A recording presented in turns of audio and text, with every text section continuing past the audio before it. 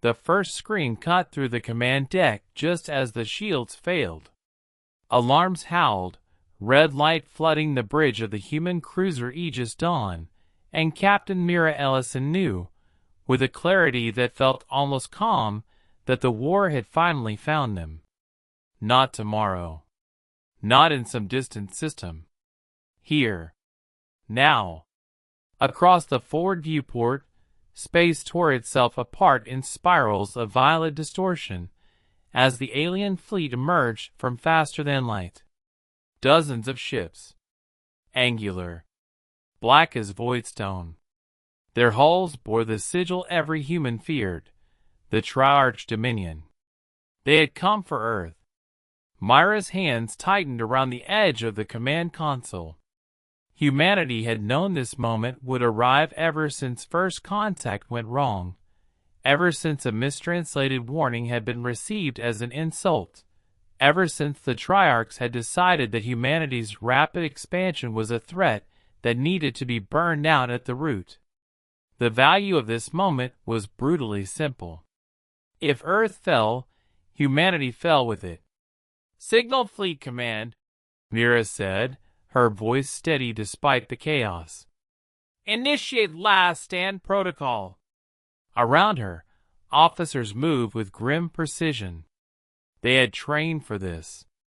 Humans always trained for worst-case scenarios, because history had taught them that hope without preparation was just a prettier word for regret. The first Triarch salvo hit seconds later. Energy lances punched through space, slamming into the Aegis Dawn's hull. The ship shuddered. Consoles sparked. Someone cried out in pain. Mira didn't turn.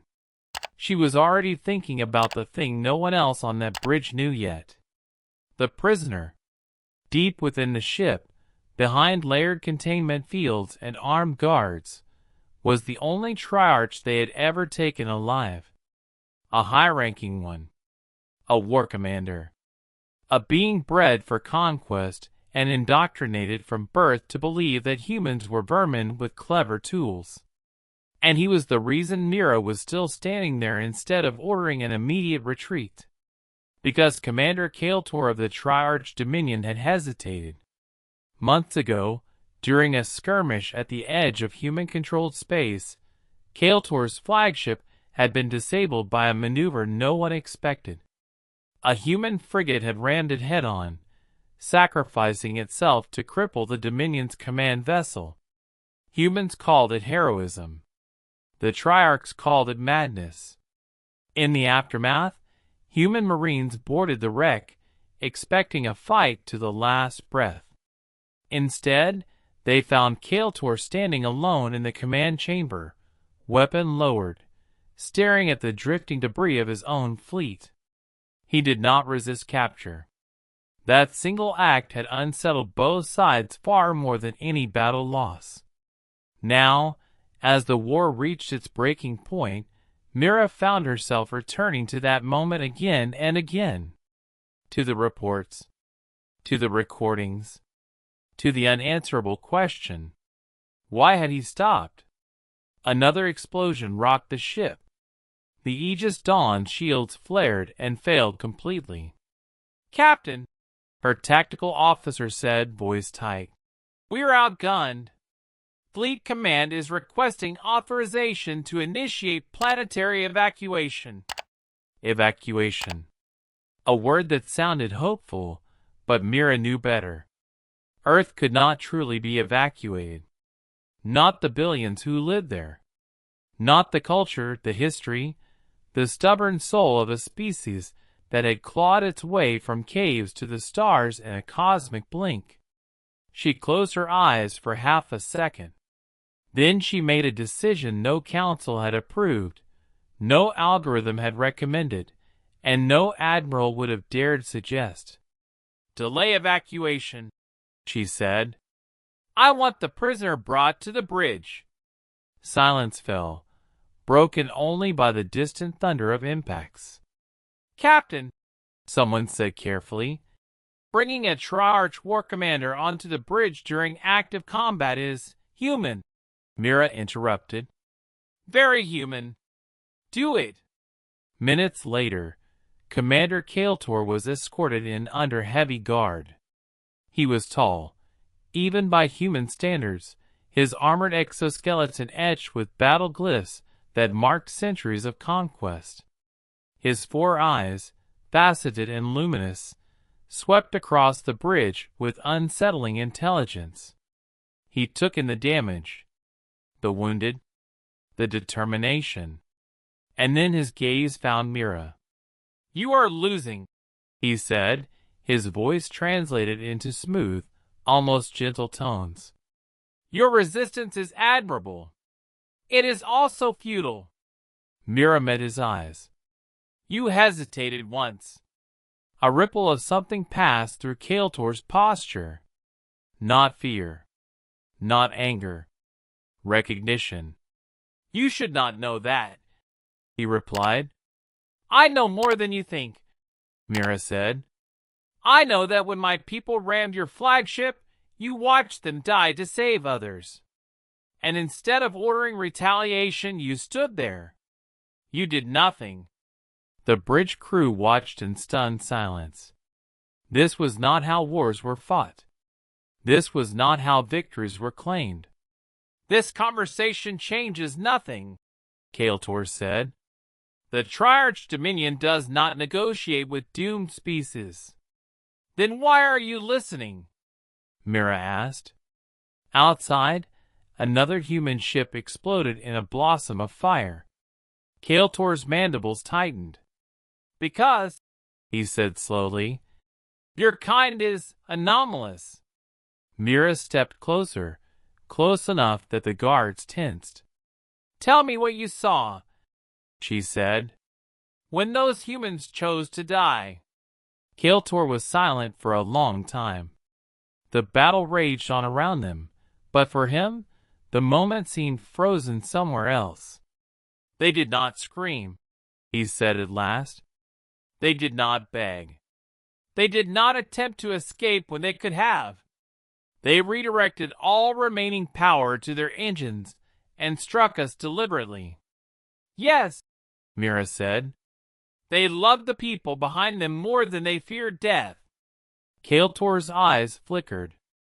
"That word again." "Love," Mira said. "You don't have it." "We have loyalty," Kael'tor replied. "Duty. Purpose. Those are not the same thing," Mira said quietly. "And that's why you're losing this war, even if you win the battles." The Triarch commander straightened. "You presume much, human." "I presume nothing," Mira said. "I observe. You conquer worlds, but you don't understand them. You crush resistance, but you don't know why some species fight harder when cornered. You think fear is the strongest motivator." She gestured to the burning starscape beyond the viewport. "It isn't." Another human ship rammed a Triarch cruiser, tearing both apart. Kael'tor watched. For the first time, his voice lost its certainty. "Why do you keep fighting when defeat is inevitable?" Mira didn't answer immediately. She thought of Earth. Of oceans and children and arguments and art and all the messy, fragile things that made humanity human. "Because," she said, "we love what we are. And we love what we could become." She leaned in, lowering her voice. "And because love does something your empire has never learned to survive." Kael'tor looked at her then, really looked, as if seeing humanity for the first time. "What," he asked, "does love do?" Mira smiled, small and fierce. "It changes everything." Outside the bridge, the war for Earth reached its most desperate hour. And somewhere deep within the heart of an ancient alien empire, the first crack quietly formed. Before we continue, let me ask you something, and answer honestly in the comments. If love were proven to be humanity's greatest weapon, would that make us stronger or more dangerous? The answer will matter sooner than you think. The Triarch fleet tightened its formation, black hulls shifting like a living thing, as if the stars themselves were closing their jaws around Earth. From the bridge of the Aegis Dawn, Mira could feel the pressure building, not just in the failing bulkheads or the flickering systems, but in the air itself. This was the moment wars were decided, not by firepower alone, but by choices made when every option was bad. Commander Kael'tor stood silent beside her, his restraints deactivated, but his guards still close. He watched the tactical displays with an intensity that unsettled the bridge crew. This was not the gaze of a conqueror savoring victory. It was the look of someone trying to understand a riddle written in blood and light. "You are stalling," Kael'tor said at last. "Your defenses will collapse within minutes. Your fleets cannot hold." Mira nodded. "I know." "Then you should be evacuating your leadership," he pressed. "Preserving your species' continuity." "We don't do that," she replied.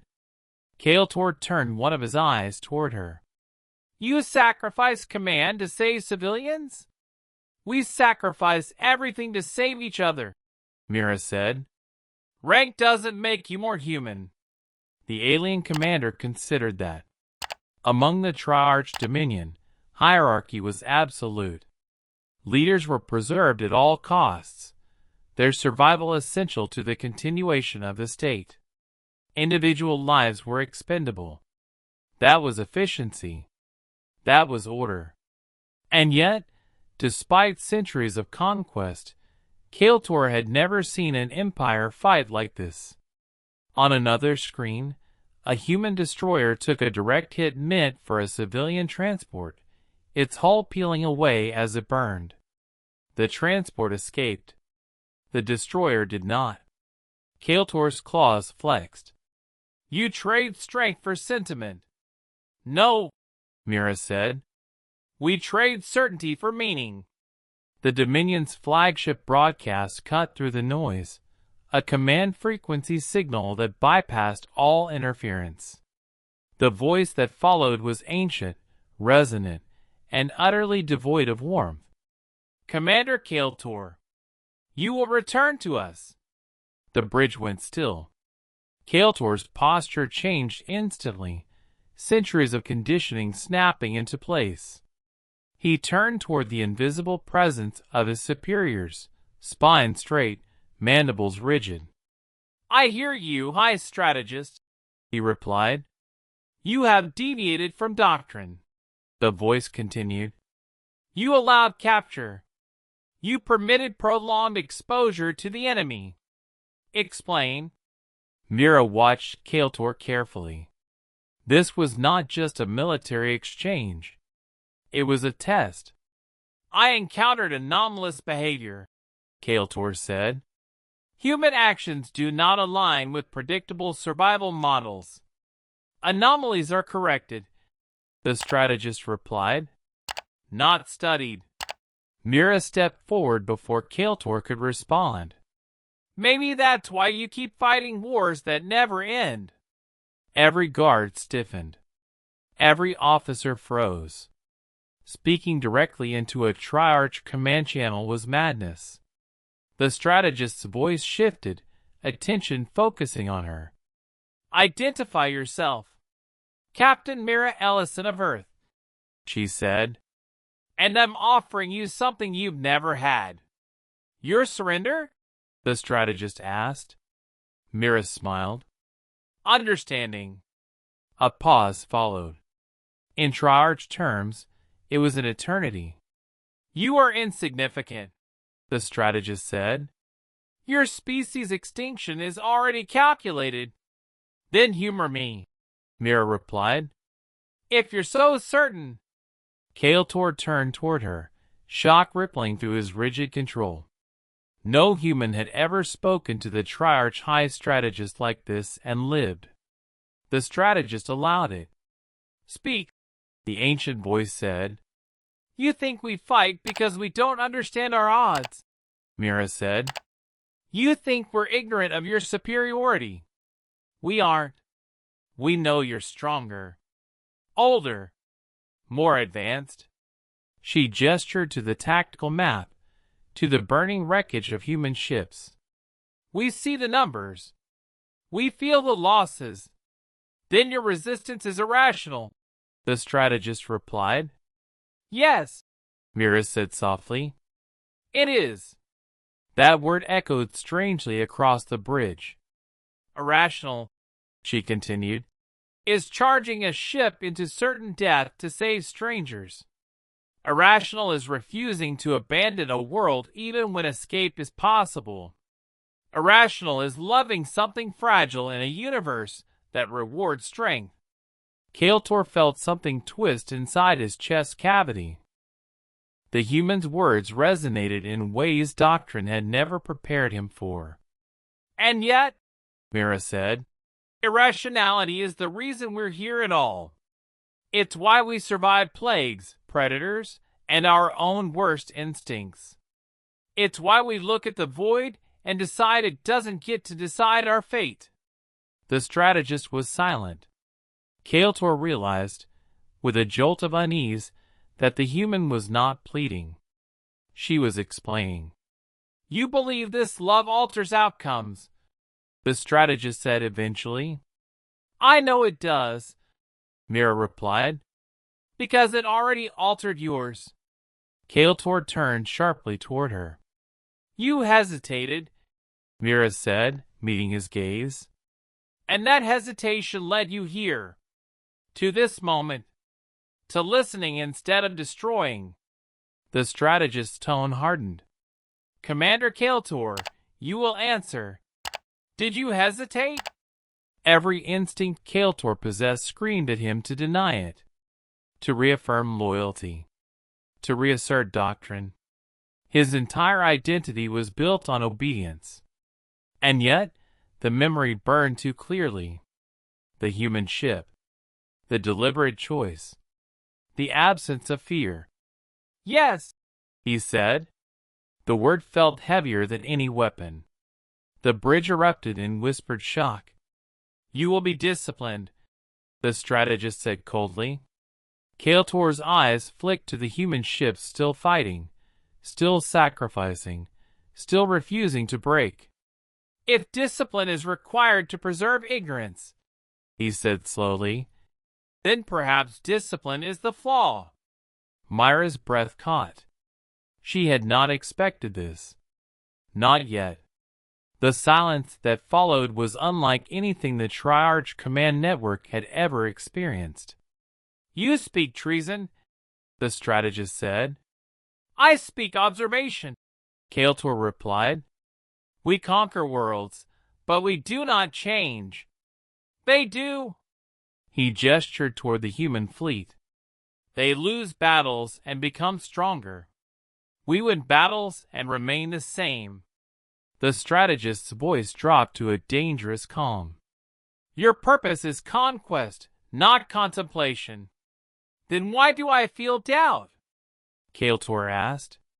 The question was not meant to be answered. Mira felt the weight of the moment pressing down on her. This was the curiosity gap she had sensed, the fractured line in an empire built on certainty. She stepped closer to Kael'tor, her voice steady. Because love isn't efficient, she said. It's messy. It hurts. It makes you question orders that don't make sense anymore. The strategist responded instantly. Enough. Terminate the human fleet. Prepare planetary sterilization. The words hit the bridge like a death sentence. Wait, Kael'tor said. You have forfeited authority, the strategist replied. Then hear me as a soldier, Kael'tor said. Not a commander. If you annihilate Earth, you will not end this war. You will ignite something you cannot contain. Explain, the strategist demanded. You will create martyrs, Kael'tor said. And humans do not forget their dead. They will rebuild. They will adapt. They will come for us not with fear, but with purpose. Mira felt a chill. He understood now. They will fight not to survive, Kael'tor continued, but to protect what they love. And that makes them unpredictable. The strategist hesitated. That hesitation rippled across the Dominion's command structure like a seismic wave. You are compromised, the strategist said at last. Your exposure to the enemy has altered your cognition. Or clarified it, Kael'tor replied. Mira leaned toward the comm channel. Call it what you want. But you're feeling it too, aren't you? That doubt. That question you can't calculate. Silence. Outside, the battle slowed. Triarch ships held fire, their formations faltering as if awaiting permission to believe something impossible. Hi, strategist, Kael'tor said quietly. What if conquest is not the measure of strength you believe it to be? The question lingered, unanswered, suspended between fleets and futures. And for the first time in its long, unbroken history, the Triarch Dominion did not immediately know what to do. Far below, on Earth, billions of humans watched the skies, unaware that the fate of their world now hinged not on weapons or shields, but on whether an ancient empire could learn a lesson humanity had learned the hard way. That love, once discovered, could never be erased, and that it was already too late to pretend otherwise. The Triarch High Strategist did not speak for a long time. Across the silent gulf of space, weapons remained charged but unfired, fleets locked in a frozen standoff that no battle simulation had ever predicted. Human commanders waited with fingers hovering over triggers, uncertain whether the next second would bring annihilation or reprieve. On Earth, cities held their breath beneath unfamiliar constellations of warships that blotted out the stars. Mira felt the weight of billions pressing on her chest. This delay is illogical, the strategist finally said. Emotion has disrupted operational clarity. Emotion reveals truths logic ignores, Kael'tor replied. You are no longer fit for command, the strategist said. Your perspective is contaminated. Kael'tor did not deny it. Then perhaps contamination is necessary. Mira saw it then. The quiet terror beneath the strategist's certainty. The Triarch Dominion had been built on absolute control, on the belief that the universe could be mastered through calculation and force. Love threatened that foundation because it could not be predicted or contained. You fear what you cannot command, Mira said gently. We did too once. You presume equivalence, the strategist snapped. No, Mira said. I recognize pattern. Every species that reaches the stars faces the same choice eventually. Do we dominate to feel safe, or do we connect and risk being heard? Kael'tor turned toward the comm channel again. Hi, strategist. I request authorization to share Dominion history archives with the human command. A ripple of shock passed through the bridge crew. Denied, the strategist said instantly. Our history is not for lesser species. Then you have learned nothing, Kael'tor said. You hide your past because it frightens you. The strategist's voice dropped to a whisper that carried immense power. Explain. Kael'tor inhaled slowly. The Triarch Dominion was not born an empire. It was born desperate. Mira's eyes widened. Our home system was once divided, Kael'tor continued. Worlds at war. Species variants competing for dwindling resources. We annihilated each other until only one ideology remained. And that ideology became law, Mira said. Yes, Kael'tor replied. Unity through dominance. Peace through eradication of dissent. Love was deemed inefficient. Attachment was labeled weakness. Individual bonds were dissolved in favor of collective obedience. The strategist interrupted sharply. This narrative is irrelevant. It is the foundation of everything, Kael'tor countered. We survived by killing what made us vulnerable. And in doing so, we forgot what made survival worth achieving. Mira felt a tightness in her throat. Humanity's own history echoed uncomfortably close. You didn't just conquer others, she said. You conquered yourselves. The strategist's silence was heavy. Outside, a human cruiser drifted past the viewport, scarred and barely functional, but still broadcasting a steady signal to protect a cluster of refugee ships behind it. Hi, strategist, Kael'tor said softly. Do you remember your first bond? The question was dangerous, personal, forbidden. The strategist did not respond. Before doctrine, Kael'tor pressed. Before command, do you remember choosing someone not because you were ordered to, but because you wanted to? The comm channel crackled faintly. Mira leaned forward. You can't erase love by outlawing it, she said. You can only bury it. And buried things don't die. They wait. The strategist's reply came slower now, less certain. Attachment leads to suffering. Yes, Mira said. And so does conquest. The difference is that one gives meaning to the pain. Kael'tor felt something inside him fracture further, but instead of breaking, it opened. Memories surfaced unbidden. A sibling lost during the Unification Wars. A bond severed by decree. A name he had not spoken in centuries. We have sacrificed too much, he said, and still we fear. The strategist's voice hardened again, as if grasping for control. Fear ensures survival. Fear ensures stagnation, Kael'tor replied. Mira saw her chance and took it. You came here to end a threat, she said. But look at us. We're not united by fear of you. We're united by love for each other. That's why your simulations keep failing. The strategist paused. You claim love is a strategic asset. I claim it's a force multiplier, Mira said. It turns individuals into communities. Communities into civilizations, and civilizations into targets, the strategist said.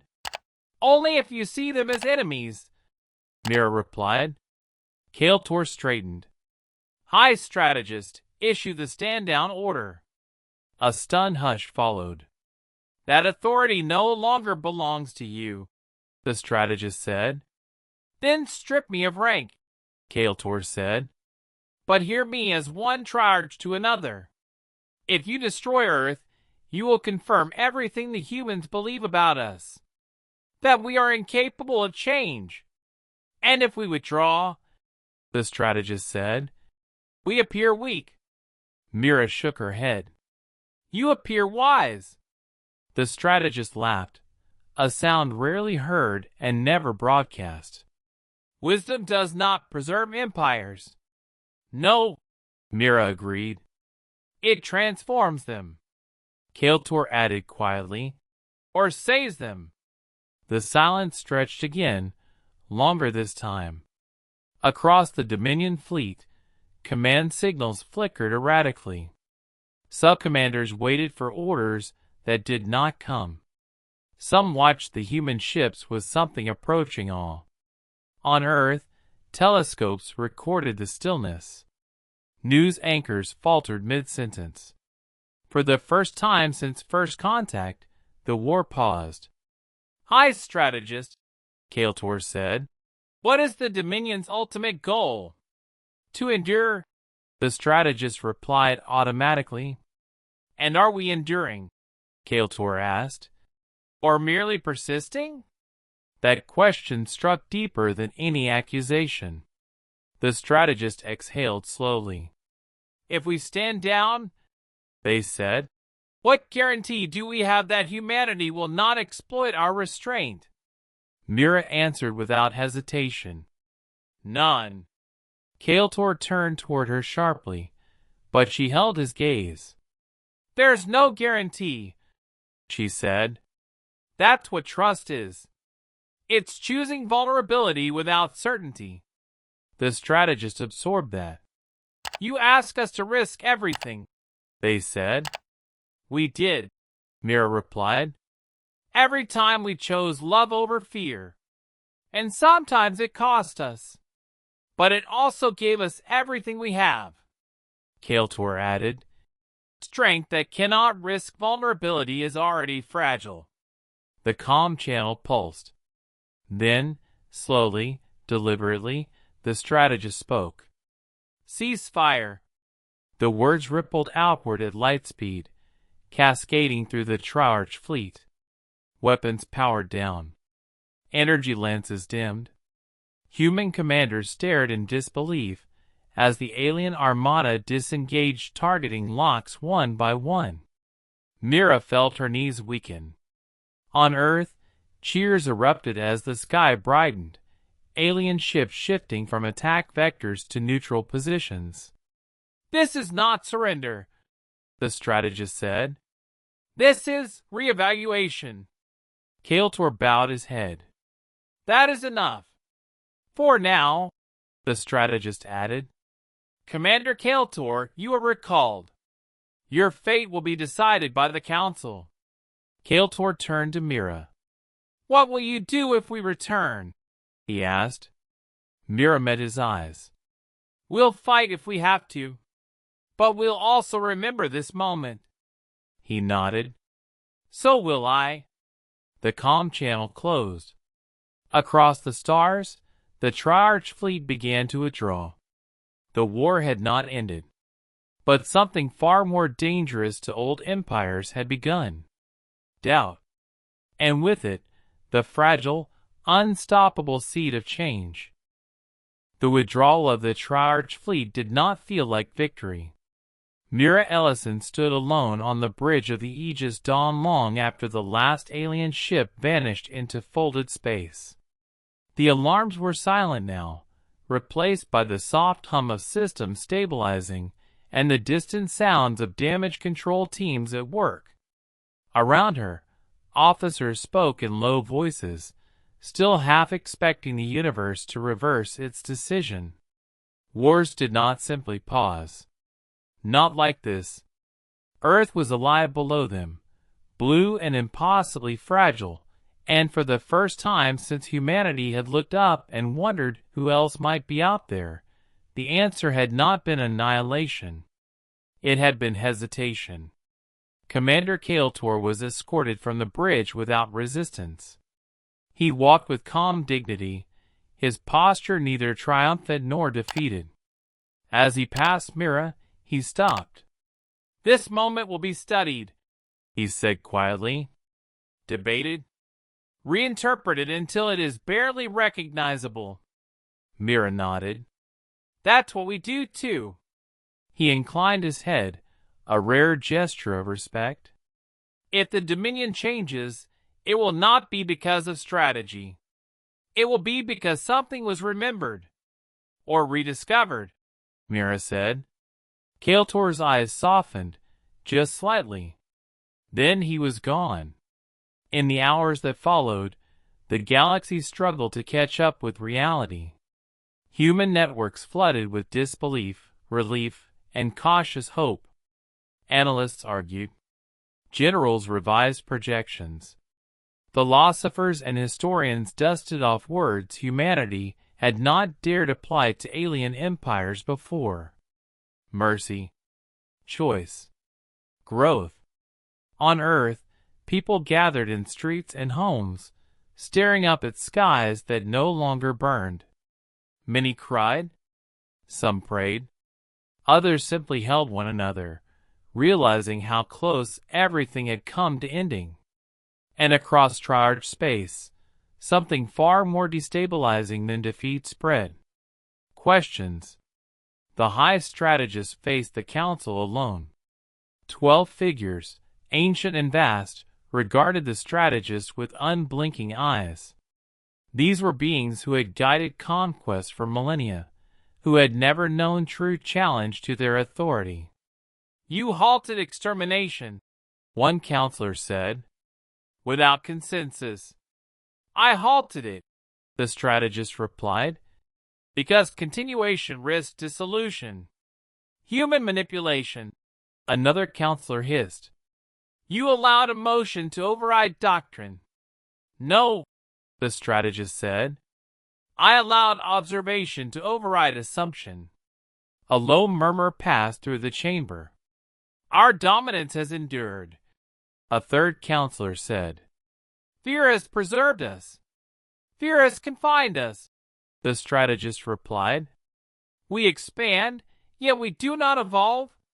Silence followed. "We have encountered species before," another counselor said. "None altered us. None challenged our foundation," the strategist answered. "Humans do not merely resist. They connect. They transform loss into cohesion. And you believe this love is responsible," the counselor said skeptically. The strategist paused. Memories surfaced, unbidden. A time before unification. A bond severed. A choice made in fear. "I believe," the strategist said slowly, "that we erased something essential to survive ourselves." The council recoiled as if struck. "Blasphemy," one whispered. "Truth," the strategist replied. Far away, in a human medical bay, Kael'tor sat alone under guard. He felt no fear. For the first time since his emergence into consciousness, fear did not define his thoughts. He thought of the human captain's eyes when she spoke of love, not as weakness, but as defiance. He thought of ships sacrificing themselves without hesitation. He thought of a species that refused to let the universe decide what mattered. And he wondered what the Dominion might become if it dared to remember. Mira returned to Earth days later. She did not receive parades or titles. Humanity was still too shaken for celebration. But when she walked through a quiet coastal city at dusk, strangers nodded to her, not in reverence, but in shared understanding. They had all been there together. Weeks passed, then months. Diplomatic channels reopened, cautiously at first, then with increasing frequency. The Triarch Dominion did not apologize. Ancient empires rarely did. But they did something far more telling. They listened. Joint observation accords were signed. Neutral zones established. Cultural exchanges proposed under heavy scrutiny and heavier skepticism. Progress was slow and fragile, like all meaningful change. Mira was invited to speak before the first interspecies forum ever convened. She stood before delegates from dozens of worlds, human and otherwise, and chose her words carefully. "We didn't win because we were stronger," she said. "We didn't survive because we were smarter. We survived because we refused to let fear be the loudest voice in the room." She paused, letting the silence work. "Love isn't a miracle," she continued. "It's a choice. One that has to be made again and again, especially when it's hardest." Across the chamber, a Triarch observer inclined their head. Kael'tor watched the broadcast from confinement. When the signal ended, he felt something unfamiliar settle within him. Hope. Not certainty. Not assurance. Possibility. The war did not end that day. Conflicts never truly do. But it transformed into something else, something no simulation had predicted. A dialogue. Years later, historians would argue about the turning point. Some would cite the failed assault on Earth. Others would point to political fractures within the Dominion. But those who had been there knew the truth. The war changed when one human woman stood unarmed before an ancient empire and refused to speak the language of fear. And when an alien commander dared to listen. Before this story ends, ask yourself this and share your answer below.